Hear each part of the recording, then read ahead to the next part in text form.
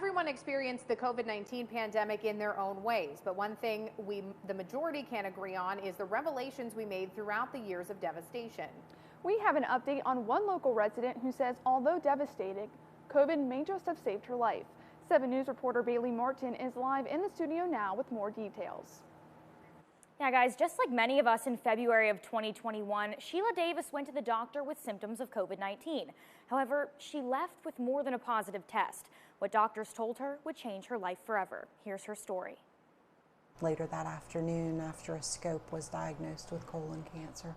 Sheila's world was turned upside down with the news no one ever wants to hear. As a critical care nurse of nearly 30 years, a wife and mother of 3, Sheila ultimately decided to pick up and make the move to Cleveland for the next 6 months to receive her treatment at the Cleveland Clinic. For me, not getting treatment at the place that was probably the best place for me wasn't an option. Sheila went from caring for others in a hospital setting to being the one being cared for, which she says was one of the most difficult parts. Not only do you know too much, but you kind of want to manage your own care half the time, I think, and I think that's probably a problem with a lot of other medical field people.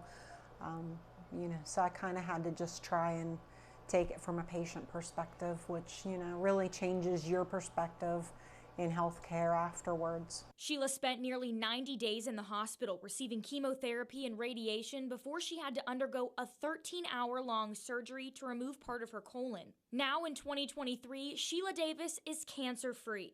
Although this is the news she'd been hoping for, her life is forever changed. It was very exciting to know that I was cancer-free. But then no sooner do they tell you that the scans were cancer-free than they tell you that you have follow-up every 3 months. So that kind of puts a damper on that excitement, but and it gives you an anxiety every few months when you have to go get more lab work or it's time for your next scan. And I'm sure a lot of people out there can relate with that. She went from working as a bedside nurse to working in discharge and planning in the office. After racking up nearly $2 million in hospital bills, Sheila says switching her job and working with insurance has been a whole other battle she can't imagine anyone unfamiliar with hospitals having to face. This is why events like Stand Up to Cancer and Relay for Life are so important. So that people can connect and figure out what their journey is going to look like. Sheila's doing well today and is continuing navigating her now cancer-free journey and the new challenges that come with that. But right now, here with me live is Dr. Tina Bhatnagar. She's the Director of Hematology and Oncology at WVU Medicine Wheeling Hospital. So Tina, tell me a little bit about what you guys do at WVU Medicine and what you guys see similar to Sheila every single day.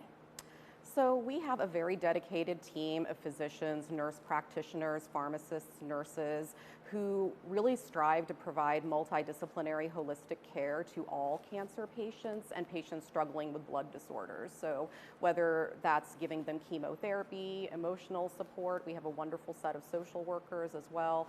We like to make sure that we are meeting all of the needs of our cancer patients as they go through their journey. And unfortunately, a lot of local people can relate to Sheila and her story and are battling cancer themselves. Events like Stand Up to Cancer, which is airing tomorrow, Relay for Life, those events that bring people together, why are those so important? They are critically important because they bring a very high level of awareness to the struggles that our cancer patients deal with on a day-to-day basis, and it provides a large level of involvement and participation from the community and the nation at large to contribute specifically to cancer research and to other programs that can really support and help those patients. So programs like Stand Up to Cancer are immensely important as we advance the care of these patients. Absolutely. Well, thank you so much for being here and talking to us today and giving us a little bit of that insight. We really appreciate it. And Stand Up to Cancer is airing tomorrow, August 19th at 8 p.m. on CBS and ABC. I'll send it back to you, Annalise. What an inspiring story.